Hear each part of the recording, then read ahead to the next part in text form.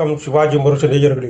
கண்ணா நீயும் நானுமா வியட்நாம் வீடு சுந்தரத்தின் கௌரவம் படத்தில் மெல்லிசை மன்னரின் இசையில் கண்ணா நீயும் நானுமா என்ற பாடலை பாட வந்தபோது படத்தின் கதை, அந்த பாடலை பாடப்போகும் கதாபாத்திரத்தின் குண நலன்கள் மற்றும் மனோபாவம் ஆகியவற்றை பற்றி நன்கு கேட்டு தெரிந்து கொண்டு அந்த கதாபாத்திரமாகவே தம்மையும் மாற்றிக்கொண்டு, இன்னும் சொல்லப்போனால் கூடு விட்டு கூடு பாய்வது போல அந்த கதாபாத்திரத்தின் உடலில் புகுந்து கொண்டு உணர்வு பூர்வமாக பாடி கொடுத்தார் டி.எம். சௌந்தரராஜன்.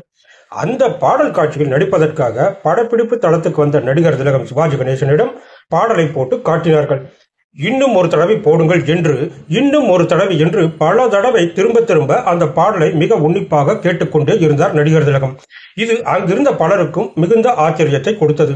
காரணம், பொதுவாக சிவாஜி அவர்கள் ஒரு பாடல் காட்சியில் நடிப்பதற்கு முன்பு ஒரு தடவை அல்லது மிஞ்சி போனால் இருமுறைதான் அந்த பாடலின் ஒளிநாடாவை ஒலிக்கவிடச் சொல்லி கேட்பது வழக்கம். ஆனால் இந்த பாடலை அவர் 10 தடவைக்கு மேலாக கண்களை மூடிக்கொண்டே மறுபடியும் கேட்டுக்கொண்டே இருந்தார். இதை நீண்ட நேரமாகவே கவனித்துக் கொண்டிருந்த வியட்நாம் வீடு சுந்தரம் நடிகர் திலகத்தின் அருகே சென்று அவரிடம் மிகவும் பணிவான குரலில் தமது சந்தேகத்தை வெளிப்படுத்தினார். ஒரு தடவை அல்லது 2 தடவை பாடலை கேட்டுவிட்டு உடனே நடிக்க வந்துவிடும் நீங்கள் இந்த குறிப்பிட்ட பாடலை மட்டும் 10 தடவைக்கு மேல் திரும்ப கேட்பதன் ரகசியம் என்ன? சுந்தரம், டி.எம்.எஸ். இந்த பாட்டை மிகுந்த உணர்ச்சி பூர்வமாக பாடியிருக்கிறார். பல்லவியில ஒரு விதமான பாவம், ஆக்ரோஷம், அடுத்த சரணத்துல இன்னொரு விதமான தொனி, மற்ற சரணத்தில் இன்னொரு பரிமாணம் என குரலால் அற்புதமாக நடித்து கொடுத்திருக்கிறார் டி.எம்.எஸ். ஒரே வரியையை 2 இடத்தில் ரிப்பீட் பண்ணும்போது கூட 2 விதமான தொனிகளில் பாடியிருக்கிறார். உதாரணமாக, நீயும் நானுமா என்ற வரியை ஒவ்வொரு முறை உச்சரிக்கும் போது ஒவ்வொரு பாவத்தில் அர்த்தத்தில் உச்சரிக்கிறார். இப்படியெல்லாம் அற்புதமாக அவர் பாடி கொடுத்த பாட்டை கவனமாக நான் நடித்து கொடுக்காவிட்டால் இந்த பாடலை பாடிய டி.எம்.எஸ். என்னை பற்றி என்ன நினைப்பார் என்றாராம் சிவாஜி. நடிகர் திலகத்தின் செய்தொழில் நேர்த்திக்கும் ஆத்மார்த்தமான தொழில் ஈடுபாட்டுக்கும் தன்னடக்கத்திற்கும் சக கலைஞர்களின் திறமைகளை பகிரங்கமாக மதிக்கும் பரந்த தன்மைக்கும் இது ஒரு சிலிர்க்க எடுத்துக்காட்டு. நாளைய பாரதம் யாரதன் காரணம். பொதுவாக சினிமா ஷூட்டிங் ஆரம்பித்தார்கள் என்றால் முதல் நாள் படப்பிடிப்பில் மங்களகரமான காட்சிகளைத்தான் படம் பிடிப்பார்கள்.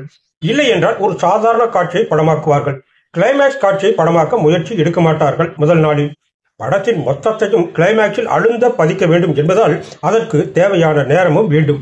கௌரவம் படத்தின் முதல் நாள் படப்பிடிப்பே கிளைமேக்ஸில் தான் தொடங்கப்பட்டது. படம் வேறு ஹெவி சப்ஜெக்ட். நடிகர் திலகமும் முதல் நாள் படப்பிடிப்புக்கு ஒப்பனையுடன் வருகிறார். படத்தின் டைரக்டர் வியட்நாம் வீடு சுந்தரம் கிளைமேக்ஸ் காட்சி எடுக்கப் போவதாக கூறியிருக்கிறார்.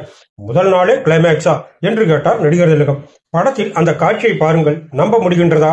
நடிகர் திலகம் என்றதால் இது சாத்தியமானது.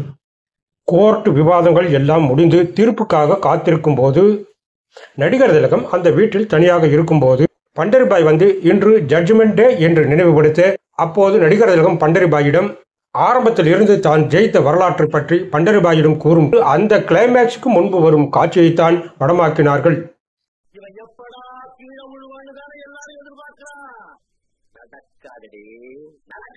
சிவாஜி அவர்கள் எந்த விதமான ஸ்டைலையும் காட்டி நடிக்காத கேரக்டர்களில் இந்த படத்தில் வரும் கண்ணன் கேரக்டரும் ஒன்று. பொதுவாக இளமையாக வரும் பாத்திரங்களில் தான் ஸ்டைல் காண்பித்து நடிப்பார்கள் நடிகர்கள். அதையும் இதில் மாற்றி இருப்பார் சிவாஜி. பேரிஸ்டர் ரஜினிகாந்த் எது செய்தாலும் ஸ்டைலாக இருந்தது. அந்த கேரக்டரின் வடிவமைப்பு அப்படிப்பட்டது என்று சொல்ல முடியாது. அதை இப்படியும் செய்யலாம் என்று மாற்றி காட்டியவர் சிவாஜி. உங்களின் இருவேட தோற்றங்களில் நெடில், குரில், ஒல்லி, குண்டு தெரிகின்றது. இது பெரிய ஆச்சரியமாக தெரிகின்றது. கண்டிப்பாக ஒரே நேரத்தில் இந்த படத்தை செய்திருப்பீர்கள். அதிசயமாக உள்ளது என்று ஒரு ஹிந்தி நடிகர் கேட்டிருக்கிறார். பேரிஸ்டருக்கு நெஞ்சை நிமிர்த்தி வயிற்றை குறுக்கி நேர் செய்து விடுவேன். கண்ணனை சாதாரணமாக கொஞ்சம் குறுக்கி செய்து நடித்தேன் என்றார் நடிகர்களின் திலகம். இது அந்த ஹிந்தி நடிகரின் சந்தேகம் மட்டுமல்ல, நிறைய பேரின் ஆச்சரிய நெற்றி சுருக்கமும் கூட. பாலூட்டி வளர்த்திகளை பாடலில் சிவாஜி நடித்து ஷூட்டிங் முடிந்துவிட்டது. சிவாஜி நடித்தது டி.எம்.எஸ். குரலுக்கு அல்ல. யார் பாடி சிவாஜி அவர்கள் நடித்தார்? பின் எப்படி படத்தில் அப்படி தத்துரூபமாக இருந்தது? மறுபடியும் டி.எம்.எஸ். பாடி ஷூட்டிங் செய்தார்களா? இந்த கேள்விக்கு பதில் என்னவென்றால் இல்லை என்றுதான் சொல்ல வேண்டும். முதலில் பாடியவர் மெல்லிசை மன்னர் எம்.எஸ். விஸ்வநாதன் குரலுக்குத்தான் சிவாஜி அவர்கள் நடித்தார். டி.எம்.எஸ். வெளிநாடு சென்று விட்டார். கௌரவம் படம் முடித்தாக வேண்டும். விஸ்வநாதன் தன்னுடைய குரலில் பாடி ஆடியோ டேப்பை கொடுத்தார்.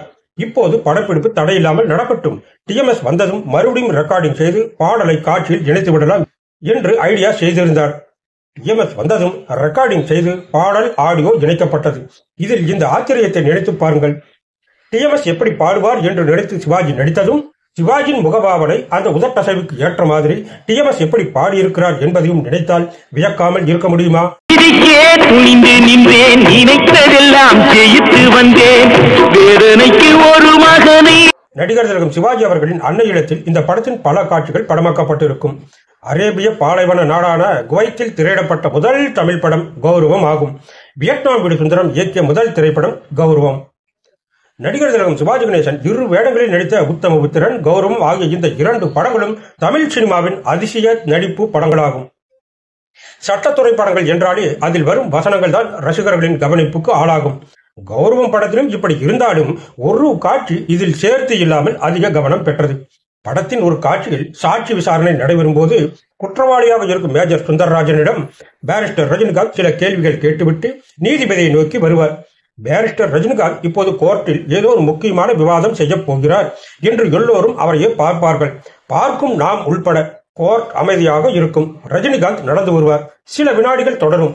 ஏதோ சொல்வார் என நினைத்தால் நோ கொஸ்டியன்ஸ் என்று சொல்லி இருக்கையில் அமர்ந்து விடுவார். இந்த காட்சி கூட அதிக அளவு ரசிக்கப்பட்டது.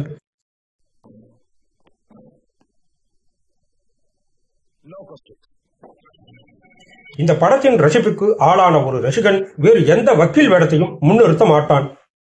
நன்றி, வணக்கம்.